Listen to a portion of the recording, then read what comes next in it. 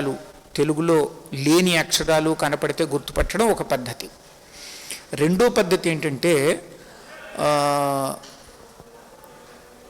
తెలుగులో 2 అక్షరాలు 3 అక్షరాలు కన్నా ఎక్కువ అక్షరాలతో పదాలు తయారు కావు.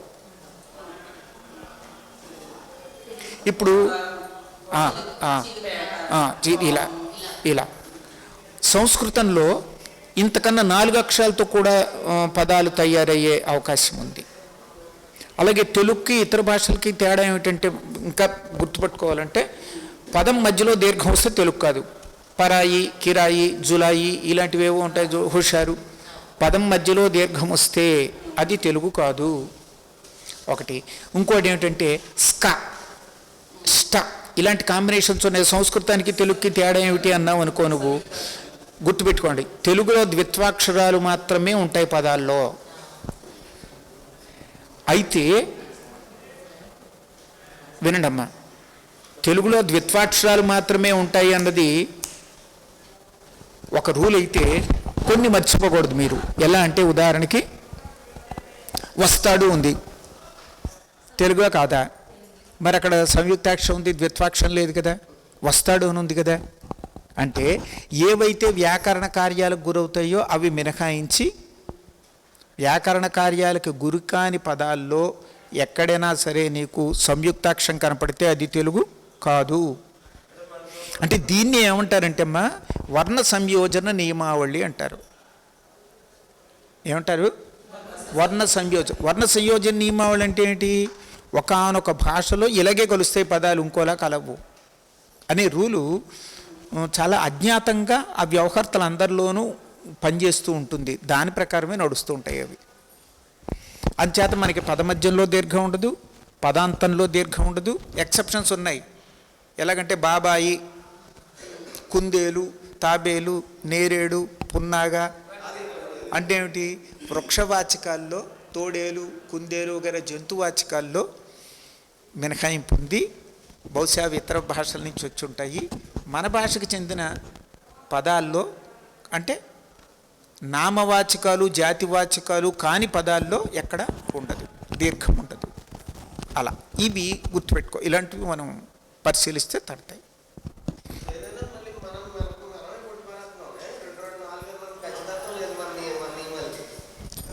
దేనికి ఉండదు, భాషకే ఉండదు కాదు. అసలు language it self is illogical.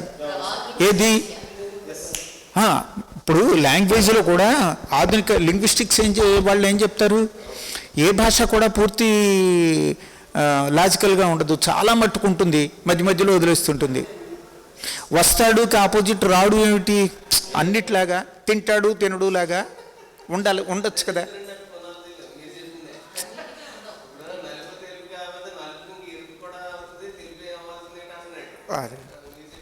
అందుకని లాంగ్వేజ్లో ఈ ఇల్లాజికల్ పార్ట్ ఉండి అదే చంపేస్తుంటుంది మనని. ఇంగ్లీష్లో కూడా నీకు నేర్చుకోవడం ఎక్కడ కష్టమైపోతుందంటే, గో వెంట్ గాన్ అని 3 రకాలు చెప్తాడు ఒకదానికి. ఇంకో దాంట్లో ఏం చెప్తాడంటే డూ డిడ్ అని ఒకలాగే ఉంటాయి. గో వెంట్ గాన్ ఒకదాని కూడా సంబంధం ఉండదు. డూ డిడ్ అని అంటే కనీసం డి అనే ఒక సమానమైన, లేదా చెక్డ్ ప్లాన్డ్ ఇలా ఉంది కదా. అక్కడ మనకేమో లాజిక్ కనపడుతుంది, ఇక్కడ లాజిక్ కనపడదు. అంచేత illogical part is an inevitable part of any language ఉంటుంది. అవును అవును అవును.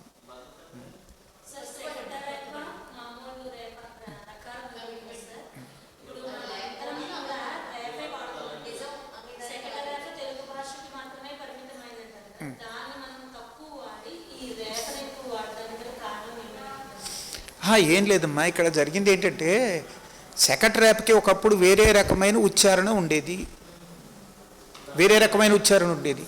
ఇప్పుడు లేదు. ఇప్పుడు రకారానికి దగ్గరగా జరిగిపోయింది అది. అందువల్ల ఏమవుతుంది, సెకండ్ ర్యాప్ కానీ రా ఉన్నవి అసంఖ్యాకంగా ఉంటాయి కదా అక్షరాలు. అంటే ఇతర భాషల నుంచి వచ్చినవి, సంస్కృతం నుంచి వచ్చినవి, తెలుగులో అనేవి బోల్డ్ ఉంటాయి. ఇవి కొన్ని ఉంటాయి. వీటిని కూడా దానికి దగ్గరగా ర్యాప్ కింద పలికేస్తాం. అంటే ఇప్పుడు 2 రాళ్ళు లేవు మనకి పలుకుబడిలో. రా లేదు, అది కాలక్రమంలో ఉచ్చారణ పోయింది, ఆరుకారానికి పోయినట్టుగానే అరుకారం ఉచ్చారణ కూడా పోయింది. మనం ఋషికి నిజంగా రారాసి ఉత్తమం పెట్టినట్టే మాట్లాడుతున్నాం. ఒకప్పుడు అని అంటారు కొంతమంది, ఎబ్బెట్టుగా ప్రయత్నించి నేర్చుకోవాలి, వినడానికి కూడా మనకి కొంచెం ఎబ్బెట్టుగా ఉంటుంది. ఏం లేదు, అదే బండిరాకు ఉచ్చారణ అనేది పోయింది. లేదు లేదు, అరసున్న ఏముండేది కాదు. కాదు కాదు, చెరు రకారానికి ముందు అరసున్న ఉండే అవకాశం లేదు. అరసున్న ఎప్పుడైనా ఎక్కడొస్తుందంటే నీకు కాదు కాదు, పదంలో కూడా ఉంటుంది. చీకటి ఉంది అంటే కా ఉంది, కా గా చ ఇలా ఇలాంటి అంటే కచ్చటి తప్పలు ఉన్నాయి చూడు, వీటికి ముందు మాత్రమే అరసున్న వస్తుంది. మీరు ఇది ఉంది చూడండి, అదేనమ్మా కచ్చటి తప్పలకు ముందే బిందువు కానంబడుచున్నది అని చెన్నైసూరి ఇచ్చాడు కదా దాంట్లోనూ. కచ్చటి తప్పలకు ముందే బిందువు కానంబడుచున్నది అన్నాడు. బిందువు అంటే పూర్ణ అనుస్వారం కానీ అర్ధానుస్వారం.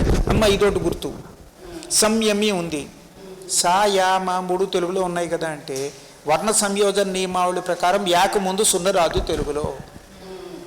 హంస ఉంది, ఇది తెలుగా సంస్కృతమా? తెలుగు కాదు. ఎందుకు కాదు?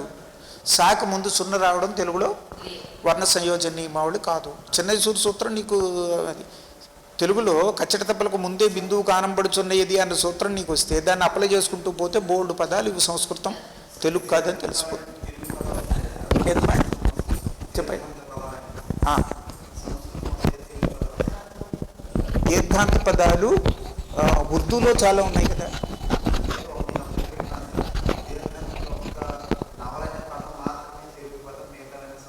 నవల అన్న పదమా అంటే ఎక్సెప్షన్ ఏదో ఒకటో అర ఉంటుంది. అది కూడా సరిగ్గా ఆలోచిస్తే అదొకటి కాదు. అణా ఉంది చూడు, అణా 2 అణాలు బేడ 16 అణాలు రూపాయి ఇలా ఉంది కదా, ఆ అణా కూడా దీర్ఘం కనపడుతుంది. దీన్ని ఏమన్నారంటే కొంతమంది తెలుగులో ఇది ఒక్కటే దీర్ఘాంత పదం అని, ఆయన ఎవరు మన తూమాటి దొనప్ప గారు అన్నారు. ఇలా ఒకటి అలా ఉన్నారు. అది కూడా ఏంటంటే వీళ్ళకి సరిగ్గా తెలియకపోవడం వల్ల. తెలియకపోవడం అంటే వాళ్ళు అజ్ఞానులు అన్నట్లే.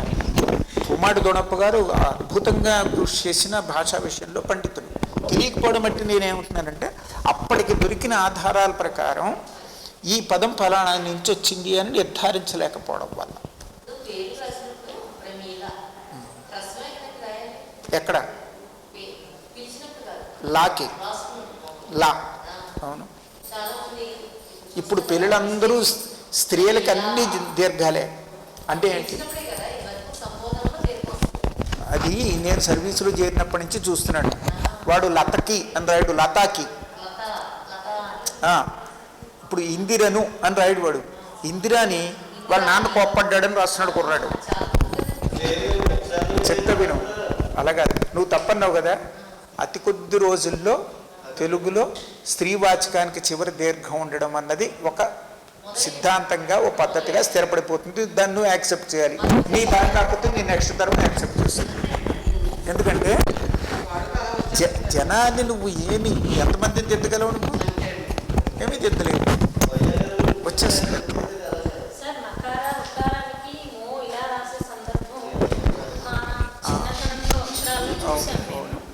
ఇది ఇప్పుడు మనం నేర్పిస్తున్నారు కదా, ఈ రెండు రావడానికి గల కారణం నాకు దీని స్థానంలో ఇది రావడానికి తెలీదు.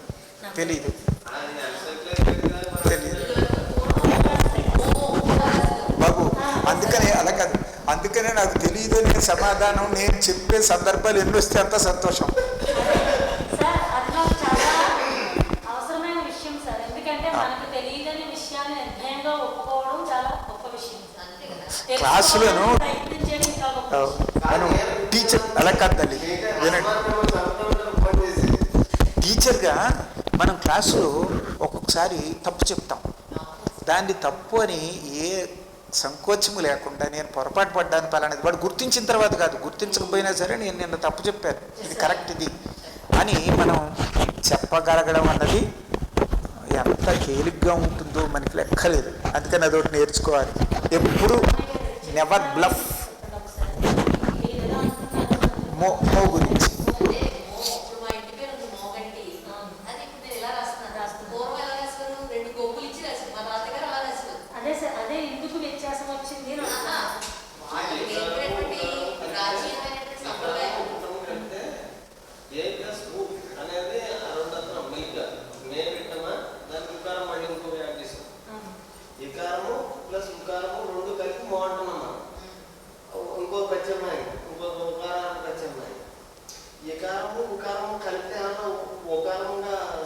రాదు రాదు రాదు రాదు. ఏం లేదమ్మా, లేఖన చిహ్నాల్లో నీకు లాజికల్ అంటే ఖచ్చితంగా లాజికల్గా ఉండాలని ఏమీ లేదు. మనం ఊరికి ఇలా చూస్తే బోర్డు లా ఉంది తల్లి వినం, లా ఉంది తలకట్టు ఉండదు, టా ఉంది తలకట్టు ఉండదు, కొన్నిటికి ఉంటుంది కొన్నిటికి ఉండదు, వా ఉంది వా రాసిన తర్వాత ఉత్తమం ఇస్తే మా అయిపోతుంది. చిన్నపిల్లలు ఏం లేదు, అది ఎందుకు ఏర్పడిందో నాకు తెలియదు.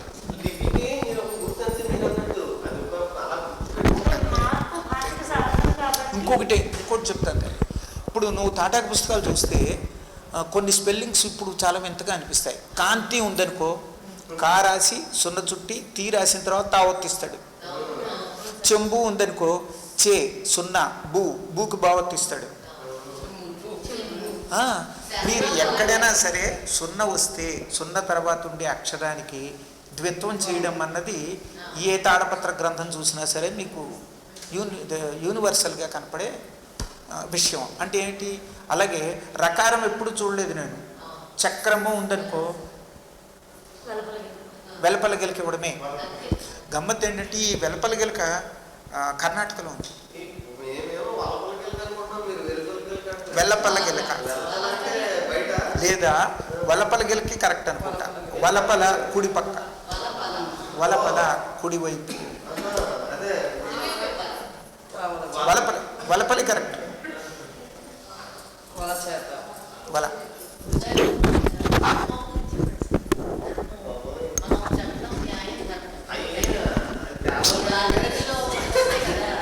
చెప్పలేదు.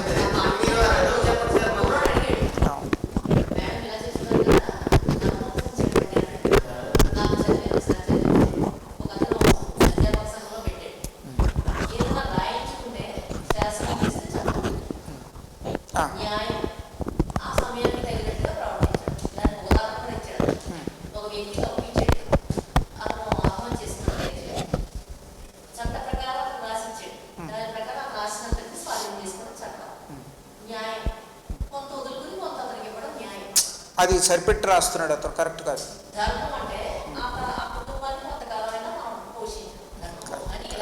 అది అంటే ఎవరికి తోచింది వాడు చెప్పడం. వాట్సాప్లో నేను ఇంకోటి పెట్టచ్చు, అంతగానే అంతకుమించి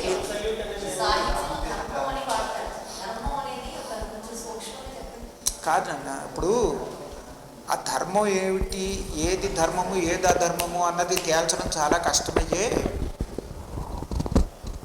ధర్మం అంటే డ్యూటీ, చేయాల్సిన పని అని. కానీ పలానా సందర్భంలో ఇది చేయాల్సిన పనే కాదా నాకు ఎలా తెలుస్తుంది? ఆ క్వశ్చన్ ఉంది కదా. దాని దగ్గర చాలా వాదోపవాదాలు, ఇది విచికిత్సలు జరిగి భారతంలో పద్యం ఉంది. ఏమన్నాడు? భూత హితంబుగా పలుకు పొంకును సత్య పదంబునిచ్చు, తద్భూత భయాస్పదంబగు ప్రభూతపు సత్యము బొంకునట్ల.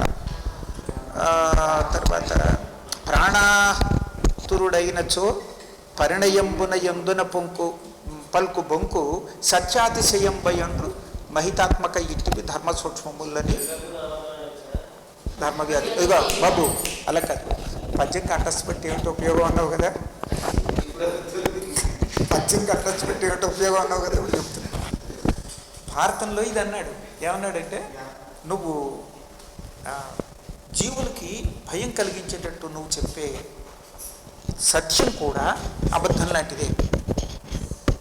అలాగే జీవులకు మేలు చేసే అబద్ధం ఉందే, అది సత్యం లాంటిదే. ప్రాణాతురుడైనచో పరిణయంబున్న పలికెడు బొంకు సత్యాతిశయం, సత్యం కన్నా గొప్పదట. ఎప్పుడు ప్రాణం పట్ల చాలా ఆతురత, ప్రాణభయంతో ఉన్నప్పుడు పెళ్లిలోను, దాంట్లో పెళ్లిలో నేను ఒప్పుకోను. అంటే భారతంలో చెప్పినంత మాత్రం మనం అబద్ధాలాడి పెళ్లి, నిజాలాడి పెళ్లి చేస్తేనే నిలవట్లేదా? ఇంకా అబద్ధాలాడి పెళ్లి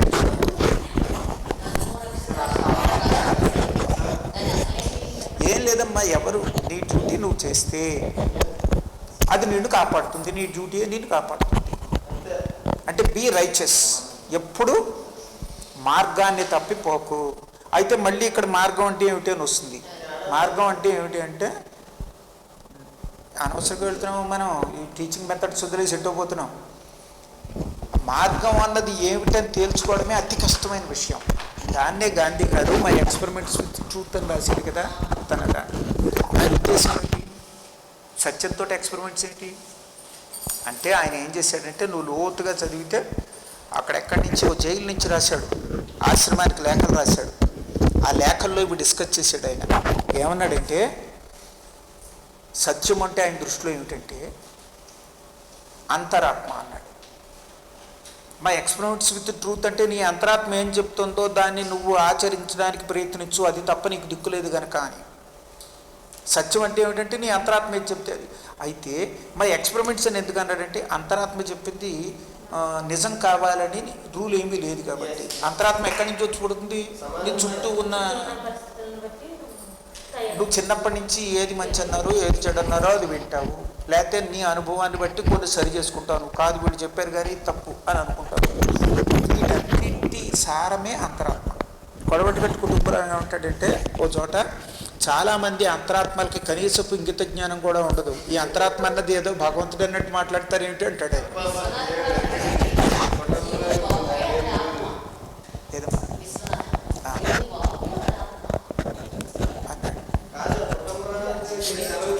సరే,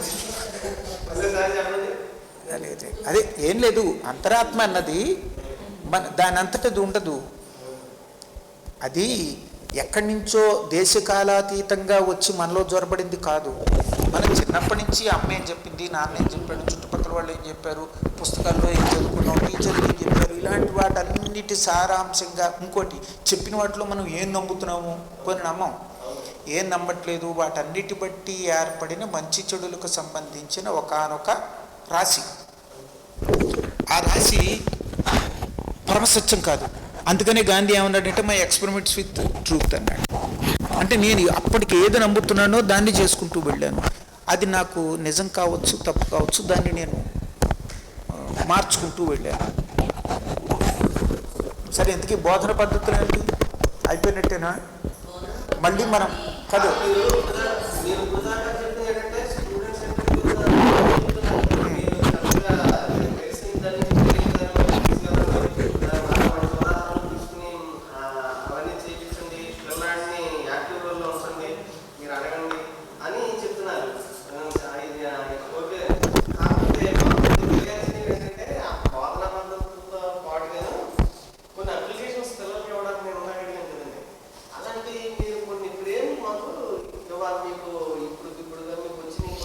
నువ్వు తయారు చేసుకోవచ్చు. ఏది సమాచారాలు ఉన్నాయి, నువ్వు తయారు చేసేయచ్చు.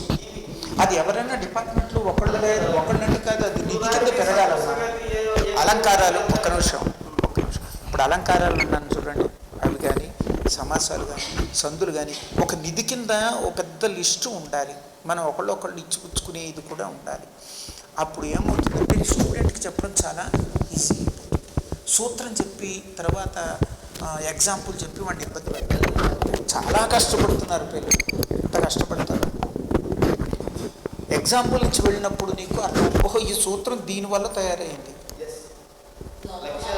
ఇలా ఉన్నాయి కాబట్టి ఇలా తయారైంది. ఎప్పుడైతే అర్థమైందో అతను ఆలోచన పద్ధతి సొంత ఎగ్జాంపుల్స్ ఉంటాడు. మిమ్మల్ని టెస్ట్ చేసుకోండి. ఉత్ప్రేక్ష అలంకారానికి ఎన్ని ఎగ్జాంపుల్స్ మీరు ఇవ్వగలరు సొంతంగా, దృష్టాంతానికి ఎన్ని ఇవ్వగలరు, పుస్తకంలో ఉన్నవి కాక మీరు చెక్ చేసుకోండి. చేసుకుంటే మనం ఎంత పరిమితంగా ఆలోచిస్తూ ఉంటాము, ఎంత పరిమితంగా పాఠం చెప్తామో తెలుస్తుంది.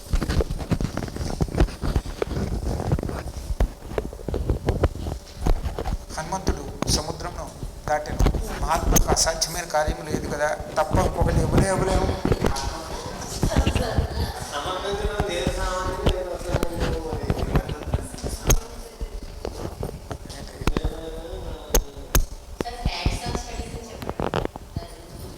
అంటే ఏమిటో చెప్తున్న తర్వాత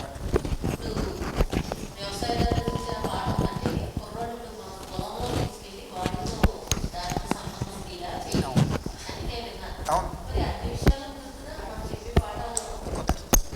అంటే సబ్జెక్ట్ చేంజ్. అలాగే సబ్జెక్ట్లో కూడా టాపిక్ టు టాపిక్ చేంజ్ ఉంటుంది. అది ఇప్పుడు కాస్మాలజీ ఉంది, విశ్వాభావ శాస్త్రం అంతా థియరీయే. అసలు నువ్వు ప్రాక్టికల్గా కాస్మాలజీలో ప్రాక్టికల్గా చూసేది చాలా తక్కువ. అంత గొప్ప ఐన్స్టీన్ కూడా ప్రాక్టికల్ సైంటిస్ట్ కాదు, థియరిటికల్ సైంటిస్ట్. స్టీఫెన్ హాకింగ్ అంతే, అది సబ్జెక్ట్ని బట్టి ఉంటుంది. అంటే వాటి ఉద్దేశం ఏంటంటే హ్యాండ్స్ ఆన్ ఎక్స్పీరియన్స్ అనే అవకాశం ఉన్న చోట కూడా నువ్వు క్లాసులు పెట్టి చంపేకువండి, తీసుకెళ్ళి అక్కడికి. అంటే ఎక్కడెక్కడ ఇప్పుడు మనం చేస్తున్న పని కూడా ఏంటంటే, ఇంతకు ముందు దాకా చెప్పినట్టు చెప్పకండి, అలంకారాలు సమాసాలు అలా చెప్పకండి, ఎత్తులు అలా చెప్పకండి అని అంటారు. నువ్వు హ్యాండ్స్ ఆన్ ఎక్స్పీరియన్స్కి మార్చడమే ఇది. అంటే ఇక్కడ అవకాశం ముందు గుర్తించండి అని చెప్పడం, అర్థమైందమ్మా. అలాగే ప్రోజు భాగం బాగా ఉన్న చోట పిల్లలు చదివించండి. క్లాసులో టైం వేస్ట్ అని అనుకోవద్దు. ఒక క్లాస్ అంతా చదివించండి, ఒకళ్ళ తర్వాత ఒకళ్ళు చదివించి దాంట్లో వాళ్ళే నవ్వుకుంటారు, వాళ్ళకే నవ్వు వచ్చేస్తుంది. ఇది బాగా చదవలేకపోవడం. వాడు చదివిన తర్వాత ఎలా చదువుతారంటే, కొంతమంది ఎంఏ స్థాయిలో కూడా వాళ్ళది అయిపోయిన తర్వాత అమ్మయ్యా అనండి మీరు, వాళ్ళకి అర్థమవుతుంది, ఎంత సంతోషంగా ఉంటుంది వాళ్ళకి కూడా. కొంతమంది వాడు ఆపితే చాలన్నట్టు ఉంటుంది. ఎందుకనంటే వాడు ఎన్ని తట్టాలు పడుతూ గతుకుల్లో పడి వెళుతూ ఉంటాడంటే అలా. అవన్నీ సరికావాలంటే విద్యలో చక్కగా చదవడం ఒక భాగం అని మనం గమనించలేదు. మన విద్యా వ్యవస్థ దానికి అవకాశం లేదు. ఇప్పుడు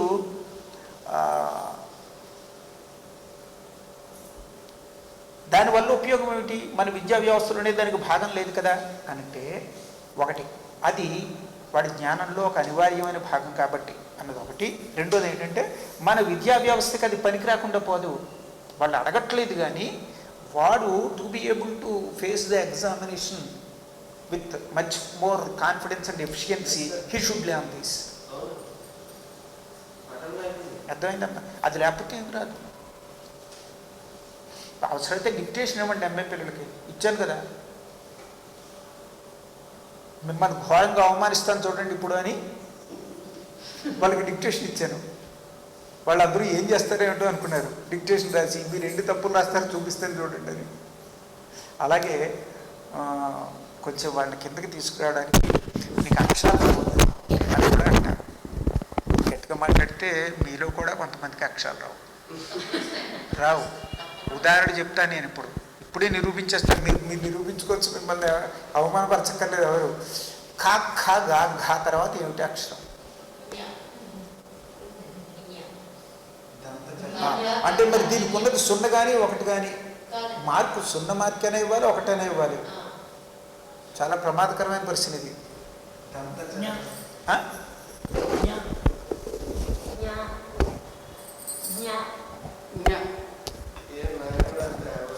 చెప్పు. అలా కదయ్యా, ఆవిడ అజ్ఞానమైన అజ్ఞానం అనద్దు, ఆవిడ జ్ఞానమైన అజ్ఞానం అనద్దు.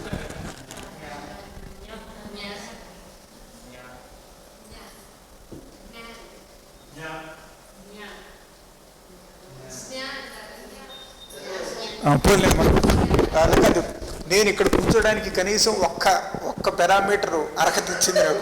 నువ్వు చెప్పు. కాదు ఇదే మనకి అక్షరాలు కూడా రావన్నది. అందుకే కాదది మీరందరూ ఎవరు పలికింది కరెక్ట్ కాదు. అది చెప్తారని పిల్లలకి మీకు అక్షరాలు రావని అనమాట. కాఖ గాఘ ఉంది కదా, ఈ 4 ఎలా పలుకుతున్నామో 5వది కూడా అలాగే పలకాలి. ఎటొచ్చి ముక్కుతో పలకాలి. అంటే ఏమిటి? స్థానకరణాలు 2 మారవు. క ఖ తేడా ఎలా ఏంటి? ఒకటి మహాప్రాణం, ఒకటి అల్పప్రాణం. క గ తేడా ఏమిటి? ఒకటి నాదం, ఒకటి శ్వాసం.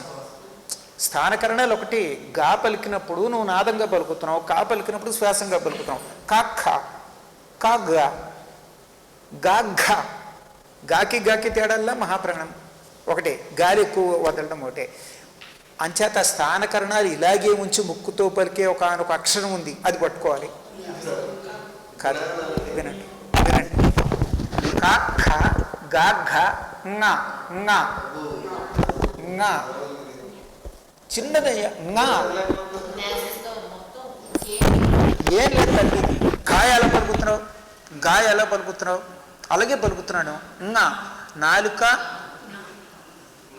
తర్వాత కంఠం ఒకే చోట తగులుతున్నాయి.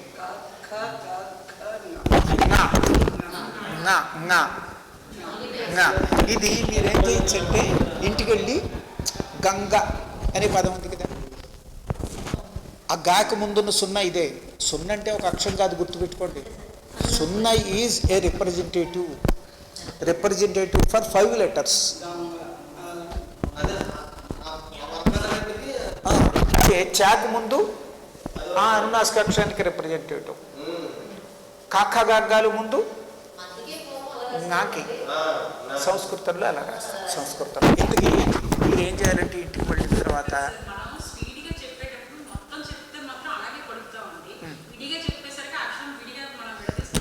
అలా కాదు, విడిగా మాట్లాడినప్పుడు కూడా నేను విడిగా అంటాను చూడు, నా నా ఎలా మళ్ళీ పలుకు చెప్పు స్పీడ్గా కాదు, విడిగా పలుకు. వింటాను నేను మళ్ళీ పలుకు.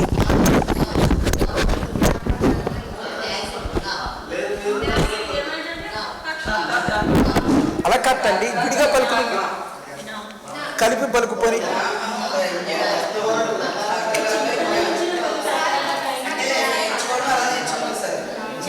అది రహస్యం, అది ఏం లేదమ్మా, ప్లీజ్ లిజన్. ఇది జరిగింది ఏంటంటే మనకి చెప్పిన టీచర్ గారికి తెలియదు. ఇది అవమానించడం కాదు, అలా చెప్పారు, మనం అలా నేర్చుకున్నాం. చా ఇడి కాదు అసలు, చా ఛ జా ఛ ఞ. ఛాయ్ ఎలా పలుకుతున్నావో ఞ అదే చోట కల ఞ. జ్ఞానమ్మ జ్ఞానమ్మ జ్ఞానమ్మ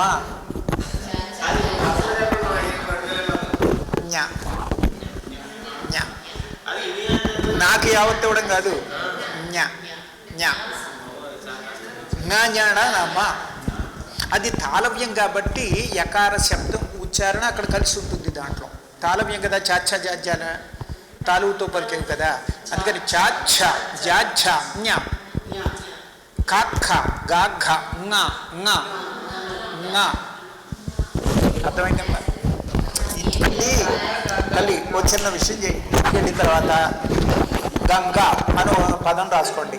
గా నుంచి గాకి దూకే మధ్యలో ఏం పలుకుతున్నామో మనం మామూలుగా పలుకుతాం. ఇది విడిగా పలకడం రాదు మనకి, విడిగా పలకడం రావట్లేదు. కానీ శంఖము అన్నప్పుడు నువ్వు ంగాయే పలుకుతున్నావు, మాయ ఏం పలకట్లేదు. శంఖము అంటున్నావా, శంఖము అనట్లేదు కదా. దండ అన్నప్పుడు నకారమే పలుకుతావు నువ్వు. టాటాడాడాణాల్లో ఉన్న నకారమే పలుకుతుంది దండ అన్నప్పుడు. నువ్వు దండ అనట్లేదు కదా. అందుకని నువ్వు కంకి, శంఖము, సంకోచము, సంఘము ఇలాంటివన్నీ కరెక్ట్గా పలుకుతూ ఇది ఎందుకు పలకలేకపోతున్నావు అంటే విడిగా నీకు గుర్తింప చెయ్యలేదు కాబట్టి. విడిగా గుర్తింపు చేయలేదు, అంతకని ఏం లేదు. మీరు అన్నట్టే కలిపి పలకడం వేరు, విడిగా పలకడం వేరు. అంటే స్పష్టత లేదు, విడిగా ఆ శబ్దం ఏమిటో స్పష్టత లేదు మనకి.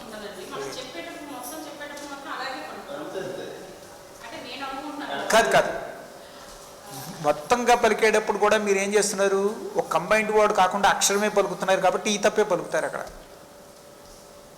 ఈ తప్పే పలుకుతారు, చూసుకోండి మీరు. అలా కాకుండా శంఖము, సంఘము అలాంటి చోట మాత్రం మీరు ంగాయే పలుకుతారు.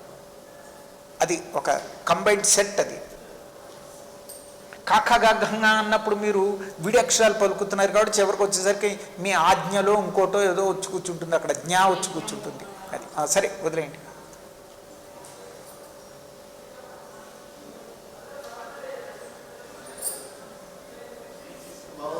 అంటే యూ డిస్కస్ పిల్లలతోటి రకరకాల వాళ్ళ డల్నెస్ పోవడానికి మధ్యలో మీరు భాషకు సంబంధించిన అనాలిసిస్ చేయొచ్చు, వర్డ్కి సంబంధించిన అనాలిసిస్ చేయొచ్చు, లిపికి దానికి ఉండే సంబంధాల గురించి రకరకాలు ఎక్కడైనా మాట్లాడచ్చు. నాకు తెలుసు మీకు చాలా తక్కువ టైము అని నాకు తెలుసు, సిలబస్ తరువుకు వస్తూ ఉంటుందని తెలుసు.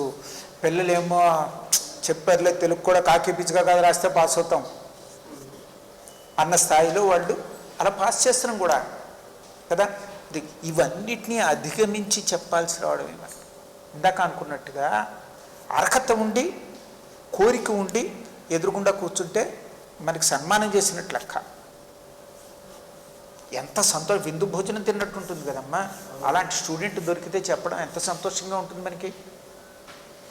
ఇంకోటి కూడా అక్కడే అన్యాయం ఏం జరిగిందంటే, మన పిల్లలు ఇప్పుడు ఉన్న స్థితిలో ఉండడం వల్ల మనం ఉండాల్సిన స్థితిలో లేవు. అంటే నువ్వు చెప్పింది పాఠం అడిగేవాళ్ళు లేడు.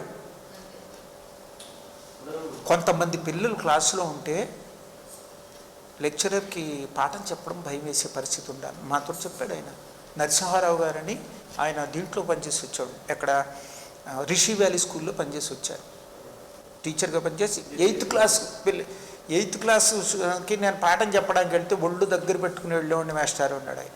ఇప్పుడు డిగ్రీ పిల్లలకి వెళ్తే నేను చెప్పింది పాఠం అన్న స్థాయి ఉంది. 8th క్లాస్కి పాఠానికి వెళ్తే వాడు ఏం అడుగుతాడో వాడికి నేనేం సమాధానం చెప్పాల్సి వస్తుందో అని గుండెలు ఇలా ఉండేవి అన్నాడు. అది ఎక్కడుంది మనకి?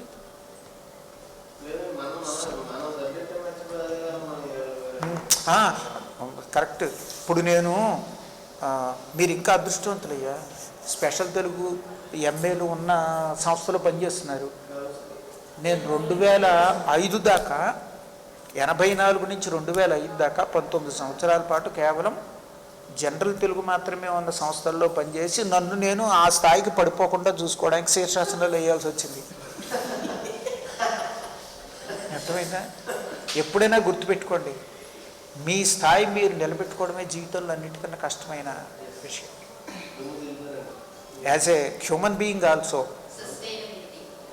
నిన్ను నువ్వు ఏ పరిస్థితికైనా సరే, ఏ పరిస్థితులైనా సరే నిన్ను నీలాగా నువ్వు నిలబెట్టుకోవడమే.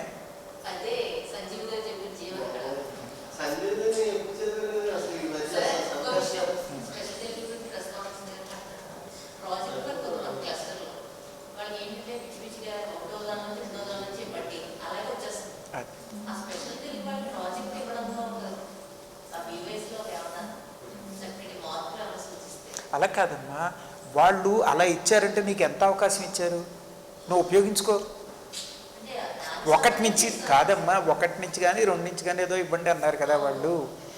నిజానికి నువ్వేమిచ్చినా దాన్ని చేసేవాళ్ళు ఎవరు లేరు, నువ్వే. అదొకటి. ఆ రెండిట్లో ఏ ఆస్పెక్ట్ అయినా ఇచ్చుకోవచ్చు నువ్వు. ఇప్పుడు మనం అనుకున్నట్టుగా అది అలంకారము అంటే నువ్వేం చేస్తున్నావంటే, ఇప్పుడు దాంట్లో ఏదో విదురు నీతి ఉందనుకో, విదురుడు ధృతరాష్ట్రుడికి చెప్పిన నీతులు వివరించుకు తప్ప ఇంకేమీ ఇవ్వలేకపోతున్నావు. దాన్ని నువ్వు ఎన్ని రకాలుగా ఇవ్వచ్చు అన్నది నువ్వు మాట్లాడచ్చు. ఉదాహరణకి ఏమిటి, విదురు నీతిలో ఆధునిక కాలంతో ఏకీభవించిన విషయాలు ఏమిటి అని అడుగు ఉదాహరణకి. లేదా విదురు నీతిలో డిక్షన్ గురించి ఏదైనా అడుగు. దాని పదజాలం ప్రత్యేకంగా నువ్వు కొత్తగా నేర్చుకున్న ఒక 20 పదాన్ని ఈ విదురు నీతిలో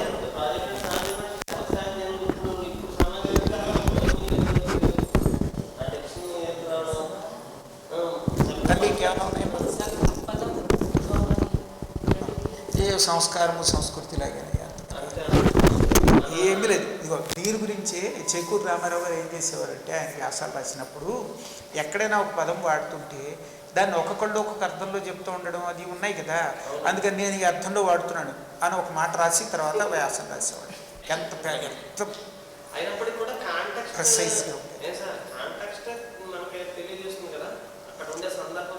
మాట చెప్పనా, ఒక పదానికి ఖచ్చితమైన అర్థం ఇది అని చెప్పడం అంత కష్టం. మనం సందర్భాన్ని బట్టి వాడతాం. బ్రౌన్ డిక్షనరీ చూస్తే ఎప్పటి బ్రౌను మాట అనే దానికి 11 అర్థాలు ఇచ్చాడు. మాట అంటే బోర్డు దగ్గర మొదలుపెట్టే ఉన్నాడు. నా మాట ఏం చేసావంటే నా విషయం అన్నాడు. వాడి మాటకు ఎదురు లేదన్నాడు, పలుకుబడి అన్నాడు. ఇలాగా ఒకటొకటి. అందుకని మనం భాషను ఎలా వాడతామంటే ఎప్పటికప్పుడు అది భాష ద్రవస్థితిలో ఉంటుంది, ద్రవస్థితిలోనే ఉంటుంది. అది ఆ ద్రవం ఎప్పుడు మారుతుంటుంది, నిత్యం మారుతూ ఉంటుంది. మనం దేన్ని ఏ సందర్భంలో ఎలా వాడతాం. సినిమా వాళ్ళు ఎన్ని కొత్త పద్ధతుల్లో బ్రష్ పట్టిస్తారు ఒక్కొక్క పదాన్ని తీసుకొని.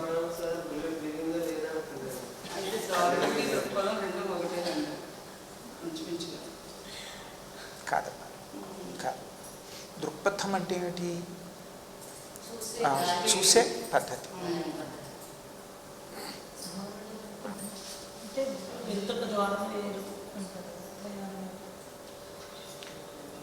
వాడి ధోరణి అంటే దాంట్లో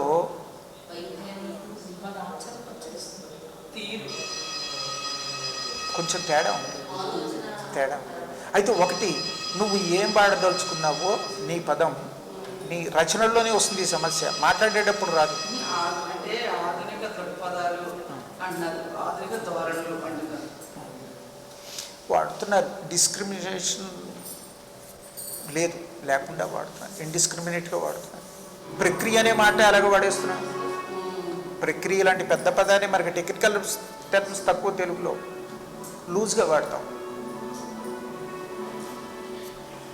ఓకే, ముగించేద్దామా?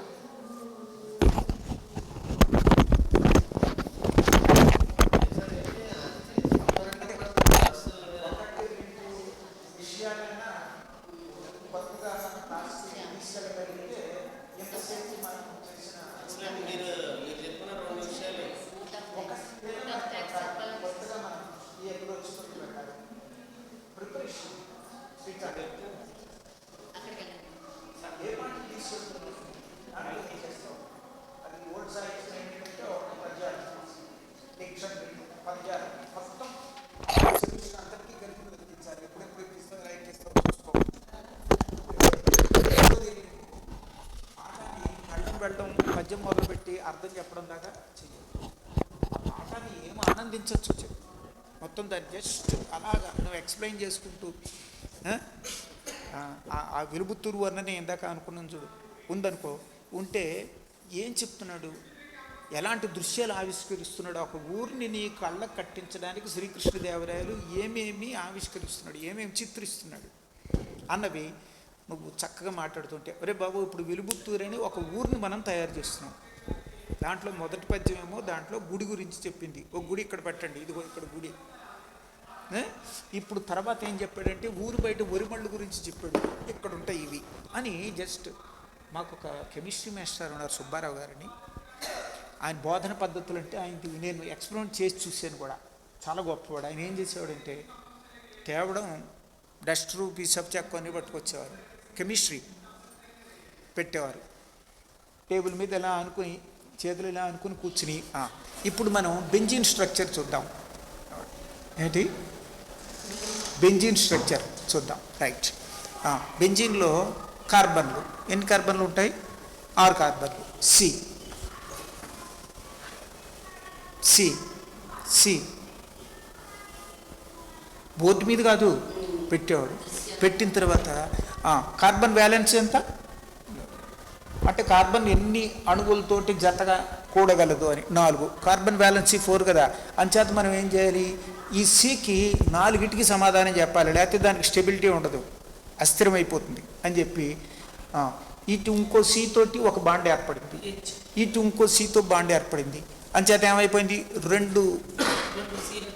రెండు లింక్స్ ఏర్పడిపోయాయి, ఇంక 2 ఉండాలి. ఏమిటంటే ఇక్కడ హెచ్ ఒక గీత గీసి హెచ్ వేసేవాడు. ఇలాగా గాల్లోనే ఎంత క్లిష్టమైన నిర్మాణమైనా సరే, ఇప్పుడు ఇక్కడ సి ఉంది కదా, దీనికి మనం ఇంకొక సి పెట్టాం కదా, ఇక్కడి నుంచి ఏదో ఓహెచ్ కావాలి. ఓహెచ్ కావాలంటే ఆక్సిజన్కేమో వ్యాలెన్సీ 2, ఎలా సరిపెడతావు నువ్వు? సరే, సికి ఒకటి రాయి, ఓ ఇక్కడ పెట్టుకో, హెచ్కి ఒకటి రాయి, ఒకటి సరిపోతుంది అని ఒక పెద్ద నిర్మాణాన్ని చూపించేవాడు. తలకాయ తిప్పడానికి వీల్లేదు ఎవడు, నువ్వు తలకాయ తిప్పితే ఇంకేం కనపడదు. నీకు అర్థమైందా? గాల్లో ఒక మహానిర్మాణాన్ని అలా పెట్టు. చాలా సీరియస్ మ్యాన్, ఎవరు అరిచేవాడు కాదు, ఎవరిని తిట్టలేదు, ఏం చేసేవాడు కాదు. మనిషి వ్యక్తిత్వం అలాంటిది. ఆయన కూర్చుని కెమిస్ట్రీ పాఠం చెబితే నోరు మూసుకుని అలా చూస్తూ ఉండడమే. నేను ఎక్కడ కండ్రెప్ప కూడా వేసేవాడిని కాదు, మొత్తం అంతా స్ట్రక్చర్ అంతా కళ్ళ ముందు కనపడేది. దీన్ని నేను బోధన పద్ధతుల్లో అవలంబించాను. ఎక్కడ అవలంబించానంటే మ్యాథమెటిక్స్ చెప్పమన్నాను. మ్యాథమెటిక్స్ అంటే 10th క్లాస్ ఎప్పటి సంగతి 78లో మా ట్యూటోరియల్ కాలేజీలో పనిచేసేవాడిని. ఎంఏ చదువుతూ ఆ ప్రిన్సిపల్ ఏం చేశారంటే, ఇతను మ్యాథ్స్ చెప్పగలడని ఏదో అనుమానం వచ్చింది ఆయనకి, తనకు సిలబస్ అవ్వట్లా, మీరు చెప్తారా అన్నాడు. చెప్తానండి. ఒక 2 యూనిట్లు తీసుకున్నా. చేసిన పని ఏంటంటే ఫ్రాక్షన్స్కి సంబంధించిన చాప్టర్ అది. పిల్లలకి ఇచ్చిన మొట్టమొదటి ఇన్స్ట్రక్షన్ ఏంటంటే ఎవ్వరు పుస్తకాలు తీయద్దు. అంటే నోట్బుక్ వద్దు, టెక్స్ట్ బుక్ వద్దు, ఏమొద్దు. మనం ఫ్రాక్షన్స్ నేర్చుకుంటాం. 1/2 అంటే ఏమిటి? 2. సరే, 1/4 అంటే ఏంటి? 1/8 అంటే ఏమిటి? అంటే ఒక యాపిల్ ఇన్ని ముక్కలు చేసాం, ముక్కలు కనపడాలి వాళ్ళకి, అయిపోయింది. ఇలా మొదలుపెట్టి 2/3 అంటే ఏంటి? 3 ముక్కలు చేయడం, 2 వాటిని కాదు, పోయింది చూసావా? ఇక్కడ ఏంటంటే ఒక యాపిల్ తీసుకో, 3 ముక్కల కింద పోయి 2 ముక్కలు తీసుకో, దాన్ని 2/3తో చెప్తాం. అర్థమైందా? ఫ్రాక్షన్లో 1కి మించి ఎప్పుడు ఉండదు నీకు, మిక్స్డ్ ఫ్రాక్షన్ అయితే తప్ప. 1/16 అన్నావు అనుకో, ఒక యాపిల్నే చితకొట్టి చిన్న చిన్న ముక్కలు 16 ముక్కలు చేయి. అర్థమైందా? 5/16 అన్నావు అనుకో, 16 ముక్కలు చేసి 5 ముక్కలు తీసుకో. 5/16 2/3 అంటే ఒక యాపిల్ 3 ముక్కలు చేయి. ఒక ముక్క దాంట్లో 2టిని సూచిస్తున్నావు నువ్వు 2/3 అన్న. అర్థమైందా? ఇలా ఇది మొత్తం ముక్కలు పైన తీసుకున్నది. నెక్స్ట్ 2/3 + 1/2 ఇంకా మొదలవుతుంది.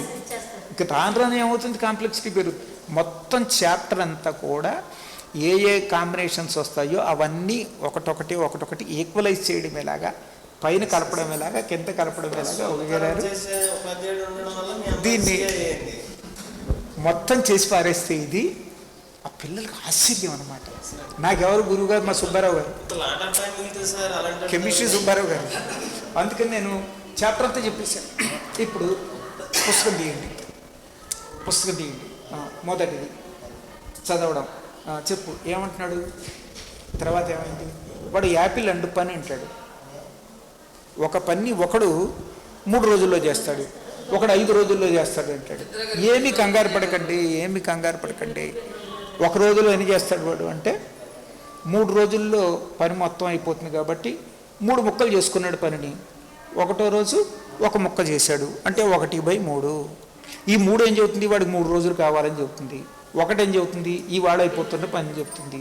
ప్లస్ ఇలాగ చెప్పుకుంటూ దానికి ఎలా కట్టాలి, ఎల్సిఎం ఎలా కట్టాలి, దీన్ని ఎలా ఈక్వలైజ్ చేయాలి, దాని భిన్నం ఎందుకు తిరగాలి వగేరాలు చెప్తే కొంతమంది జారిపోయిన పిల్లలు ఉన్నారు, దాంట్లోనూ వచ్చిన వాళ్ళు ఉన్నారు. వాళ్ళకు మహామాయ. అంచేత ఒక పాఠం ఎలా చెప్పాలి అంటే ఇదే పద్ధతి అని ఉండదు. ఇప్పుడు ఏవో కొన్ని మాట్లాడుకున్నాం మనం. మీకు ఇంకా బోల్డ్ రకాల ఆలోచనలు తట్టే అవకాశం ఉంది, ఉపయోగించుకో. ఆలోచించండి. మీ అంత దీన్ని ఇంకా బాగా ఎలా చెప్పచ్చు, ఇంకా ఈజీగా ఎలా చెప్పచ్చు అని. అప్పుడు పిల్లలకి నిజమైన మేలు చేసిన వాళ్ళు అవుతారు. తెలుగు ఏదో పనికిమాలిన సబ్జెక్ట్ అను ఇంకొకటనో అలాంటి స్థాయి పోయి వాళ్ళకి తెలుగు అంటే గొప్ప ఇష్టం ఏర్పడుతుంది. అర్థమైంది? చెప్తాను.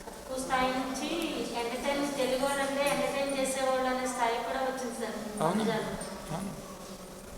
వాటన్నిటి కాదు, అలా ఉన్నవాళ్ళే నీలాంటి వాళ్ళు ఎవరో డిఫరెంట్గా నిలబడిన వాళ్ళని చూసి మినహాయింపు, వీళ్ళని మినహాయిస్తే అని అనుకోవడం మొదలు పెడతారు. అయిపోయింది. ఓకే, సభకు నమస్కారం. మనకి సార్ రిసోర్స్ పర్సన్గా రావడం ఇది కొత్త ఏమి కాదు. మనకి మీటింగ్లోనూ మన స్టాఫ్ రూమ్లోనే కాకుండా ఎక్కడ పడితే అక్కడ మనకి గ్రూప్గా చేరిన ప్రతి చోట సార్ మనకి ఆస్థాన గురువు గారుగా, మన డిపార్ట్మెంట్ గురువు గారుగా మనకి మన ఏ టైంలో ఫోన్ చేసినా ఏం చేసినా మనకు ఆయన సహాయ సహకారాలు అందిస్తున్నారు. అంటే డిపార్ట్మెంట్ అయితే ఇప్పుడు సార్ నన్నయ్య పద్యం చెప్పారు.